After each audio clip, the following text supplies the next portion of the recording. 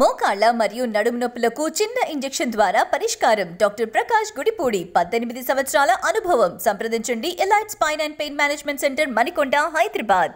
భద్రాద్రి కొత్తగూడెం జిల్లా ఇల్లందు అభివృద్ధికి ప్రభుత్వం కృషి చేస్తోందని తెలిపారు ఎమ్మెల్యే కోరం కనకయ్య. గత ప్రభుత్వం మోసపూరిత హామీలిచ్చి కాలం గడిపిందని ఫైర్ అయ్యారు.